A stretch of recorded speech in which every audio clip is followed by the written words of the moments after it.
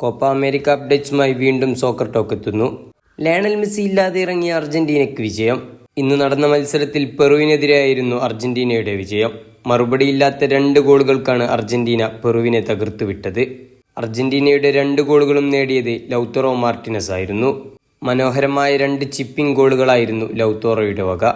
എന്നാൽ സൂപ്പർ താരം Lionel Messi ഇല്ലാതെയായിരുന്നു Argentina ഇന്ന് ഇറങ്ങിയത്.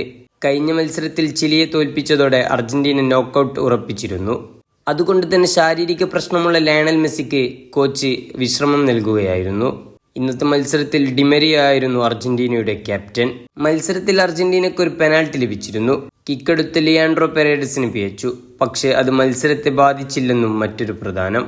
വിജയത്തോടെ 9 പോയിന്റുമായി അർജന്റീന 1-ാം സ്ഥാനത്താണ്. അർജന്റീന നേടിയ 5 ഗോളിൽ 4ഉം ലൗത്തറോ മാർട്ടിനസ് ആണ് നേടിയത്. ഗോൾ കീപ്പർ എമിലിയാനോ മാർട്ടിനസിന് 3 മത്സരത്തിലും ക്ലീൻ ഷീറ്റും ലഭിച്ചു. ക്വാർട്ടറിൽ അർജന്റീനയുടെ എതിരാളി ബി ഗ്രൂപ്പിലെ 2-ാം സ്ഥാനക്കാരായിരിക്കും. ബി ഗ്രൂപ്പിൽ നിലവിൽ 1-ാം സ്ഥാനത്ത് വെനിസ്വേലയും 2-ാം സ്ഥാനത്ത് ഇക്വഡോറും 3-ാം സ്ഥാനത്ത് മെക്സിക്കോയുമാണ്. 4-ാം സ്ഥാനക്കാരായി ജമൈക്കയുമുണ്ട്. നാളത്തെ മത്സരത്തിന് ശേഷം അർജന്റീനയുടെ എതിരാളിയെ തീരുമാനിക്കും. ഫുട്ബോളിന്റെ പുതിയ അപ്ഡേറ്റ്സുമായി സോക്കർ ടോക്ക് വീണ്ടും എത്തും.